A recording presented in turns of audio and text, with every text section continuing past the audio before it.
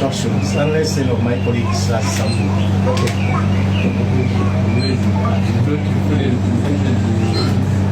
Whatever is free, if he has something. Which team will around with you? Okay, we have many. Which team will around? That is good now. 3 minutes, the match will go.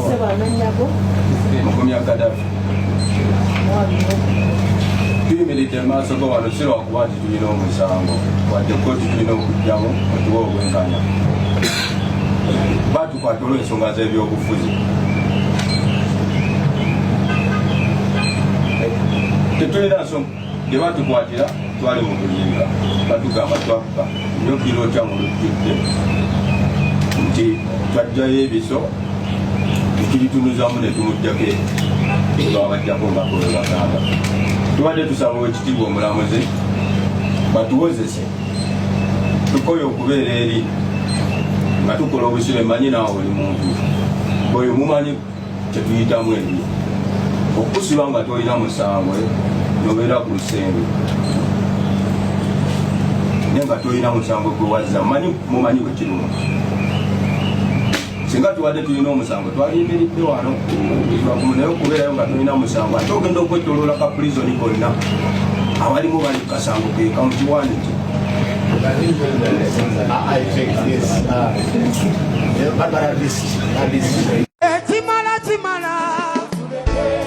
Timala ebyo bye bapya bimala kale ebyo bimala mameno tuli mu miranga mama eno wulire emiranga eno mwatuli netono seti neretono so ndowooza kibadde kigenderere kooti yabagamba luli mukomyewo file mwanguye okulaba ntugenda mu maaso kati eyeeyamukomyawo file eno okugenda maaso n'omusango asindise juniya ye atayinza kwongerako ku nsonga eyo era bali mu kukola bulipo lwaki babikola ekigendererwa si kyakuwozesa bano ekigendererwa kyabwe kyakusaavinga busibe ng'abalala baliyo emyaka 4, 5, 6, 8 nga tebawozesebwanga gavumenti ennaku zino kati esiba abantu nga tebawozesezza ekusaavingisa obusibe nga tekuwozesezza oluvannyuma nevaayo negamba nti omusango teguliiwo bayinza n'okukiyita gye bayita nole prosecute naye nga gwomaze okusaavinga obusibe obanga n'akalulu akajja kanako ke batagetinga nga kamaze okuggwa kyetuzzaako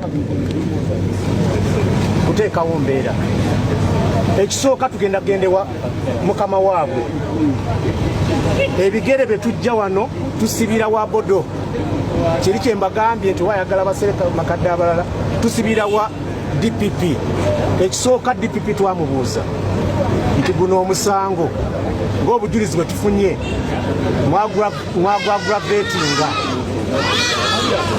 tumubuuze nti bujulizi kiba olina ku fayiro obujja omusango guno ku simple robbery naye gwa gwandibaddewo n'ogufuula aggravated ekyokubiri lwaki fayiro agaanyo giweereza e Masaka egende mu maaso n'okukola ki n'okuwulirwa kuba bano bo balemereddwa era ebigere bino bisibira wa DPP mubuuza bibuuzo ebyo oba talina ntambula egireeta Masaka tujja gireeta fayiro tujja muyambako fayiro ejje wano okuwoza kutandike ne fayiro yennyini gye tulina okweyambisa okulaba ntugenda mu maaso ne bail application.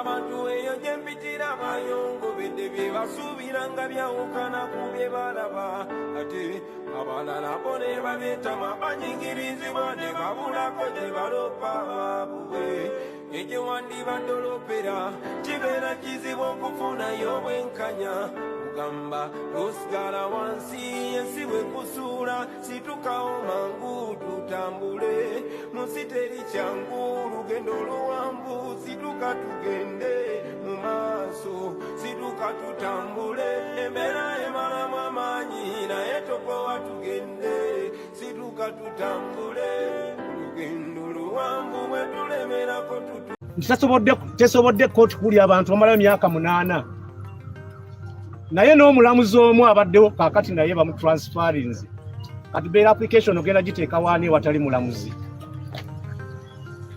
abasibe kwe kugamba naffe nga bannamateeka twagala tuwoze olwaleero kuba tutumanye abajulizi tebabalina tumanye oba twejjeereza oba bagutusingisa kuba tutakasa tebalina bujulizi bubeezaawo musango guno kwe kusaba kwaffe kanso kivudde ku kyokulaba ng'oli abadde junior kusinziira ku bigambo byo baleese omuntu atasobola kuddamu oli beyeeyama kuba ono senior wooli instructions azijja ku oli kati ye bw'ajja tayinza kwongerako so kagendere baleete junior ali awo eyakajja namba lujega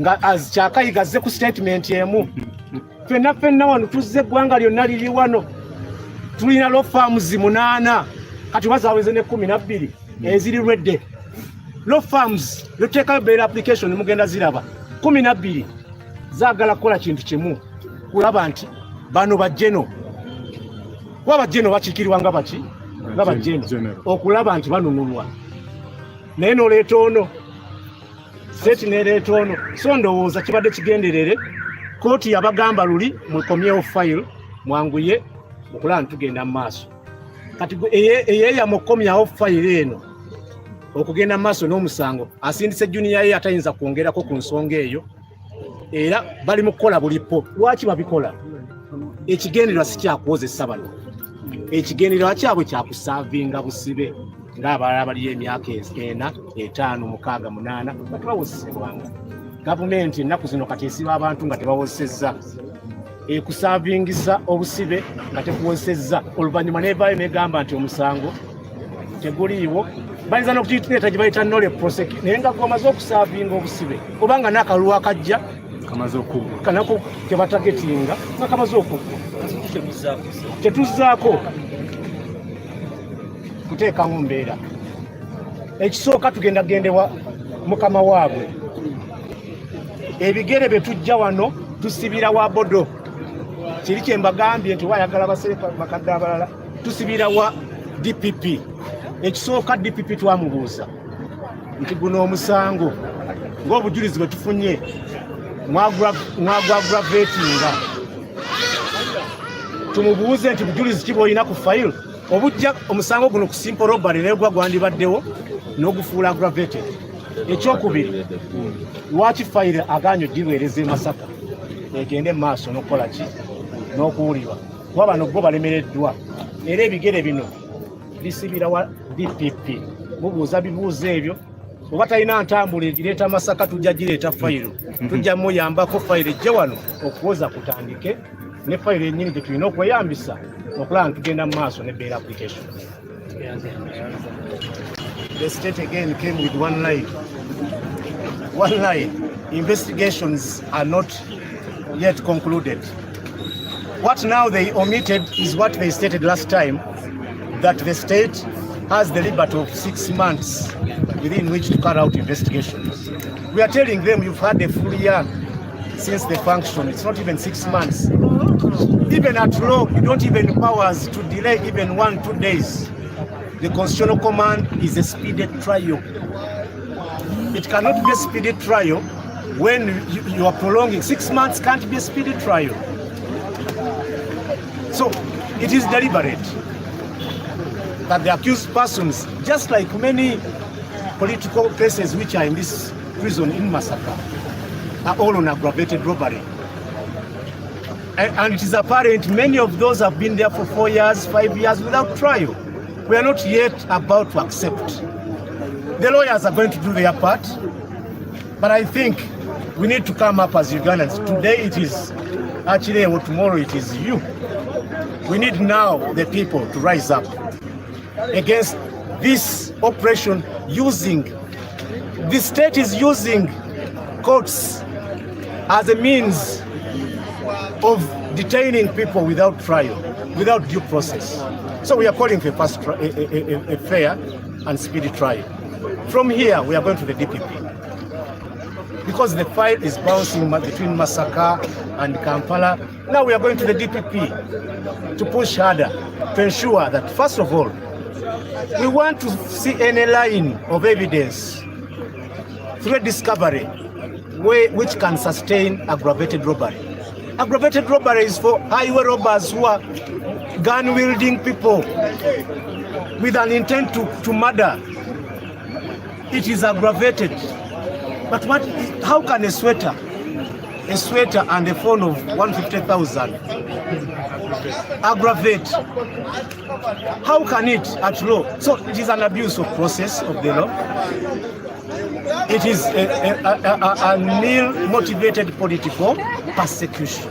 It is a persecution, not prosecution by the state, with an intention for these people to serve a sentence rather than trial, because they are not ready for trial, because they don't have any iota of evidence that can sustain the charges before this court.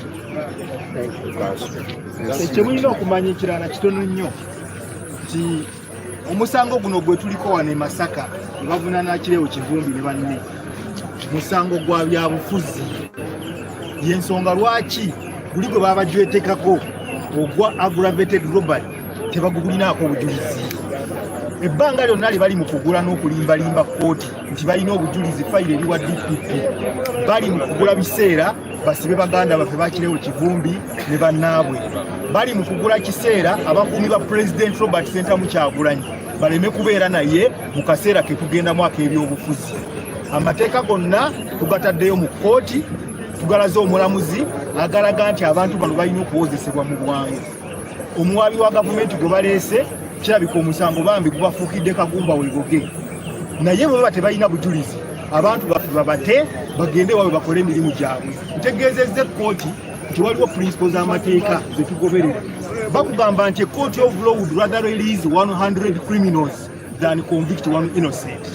Ekintu ekyo kitegeeza nti kibi nnyo nnyo nnyo nnyo nnyo okukumira omuntu mu kkomera nga talina musango. Mwebale nnyo mwebadde. Yenze kintu manyi. Obumenyi bw'amateeka okukumira abantu mu kkomera ng'okimanyi bulungi tebalina musango, n'oyagala odde abaana b'abandi obazanyireko ebyobufuzi ng'otuukiriza ebigendererwa byo, naye ng'abaana obattira future yaabwe, abantu baabwe babonaabona, balina abaana tebakyagenda mu masomero, naye ng'ozannya byabufuzi kubanga oyagala kutuukiriza ebigendererwa byo, oba oyonoonera abaana future yaabwe naye ng'okimanyi nti tewali musango. Ebintu byonna ensonga zonna ze bawa mu keesi gye bagezaako okuzimba n'omuntu atalina maaso aba aziraba zaali ntuufu. So kati tetubagamba nti olugenda mu maaso wadde bano bali mu kkomera ate abalala bajja kusigala nga balwanira eddembe lyabwe, eddembe ly'Abannayuganda. So tetusuubira nti bino bakola bya bwereere era ekiseera kigenda kutuuka abaana baveeyo. Tebolaba nti bo bawakanya tebaagala na bya bbeeyi, baagala oba balina obujulizi babuleete, naye era tebajja buleeta kubanga ne bali ababeerayo emyaka kati kigenda ekibadde mu kkooti olwaleero n'ekibadde mu kkooti zonna ezizibaawo kikolwa kyakwebuzaabuza. Nja kugamba nti gavumenti yeewugunaza n'okwebuzaabuza kusobola okubaako nga kusobola okubeera ng'ewuddiisa bannayuganda. Siteeti yasooka mu lutuula oluwedde, siteeti yasooka yalaga nga webeetaaga emyezi 6 na biki bino bina byemmira byemwamanyi. Essaawa eno siteeti y'omuntu takomyewo. Ono gwe baleese bamuleese nga mutaddemu ne kaalikoode ekigambo kimu kyafulumya mu kamwa ke nti tetunaba kumaliriza kunoonyereza, ekiraga nti tebali rede. Naye ate abasibe bo tebalina rede, tebayeetaaga na beyini wadde nga omulamuzi asabye abawawaabirwa ne balooya baabwe bateekemu okusaba kwabwe okweyimirira nga bayita mu high-court. Nebba abawawaabirwa bo balina rede okwozesebwa. Kitegeeza ebbanga lyomaze omwezi omulamba ku kasimu ne sweta omwaka omulamba nga tonnaba kufuna kunoonyereza kumala egwo omusango, tekiraga nti ddala gwa byabufuzi. Munnaffe omu Mugumya Gaddafi avuddeyo n'agamba batuwozese bwe tuba tulina omusango ffe tuli rede. Naye ate omwaka omulamba emuba nga temunaba kunoonyereza ku kasimu olwo singa enkya oyigukyanga wamundu obanga wajambiya. Nekino ekikola kya Mwami Museveni okugezaako okutumalamu amaanyi n'okunafuya pulezidenti kubanga abawambibwa beba kuumibwe nga kwe kuli n'aduumira security ye. N'ebyo ebikola byonna tetujja kukubikiriza bannayuganda nga akulira ba council wagambye release bali mu protest naffe gye tuli tuveeyo nga tukola protest ez'amaanyi tuvumirirwe ekikola kino ekyokusiba bannaffe awatali yadde okwozesebwa oba kyegeeza abalangibwa bwemage bwe balanga enjobe mu kitoogo. Munnayuganda kyolina okumanya era kiri kwakireewo bano abasajja bali mu kisetinga president ekyabakwate munnabyabufuzi omulala oba bakwate omuntu yenna alwanirira enkyukakyuka akwogerera. So okukirwanyisa olina kutandikira ku kino ekyolwaleero baleme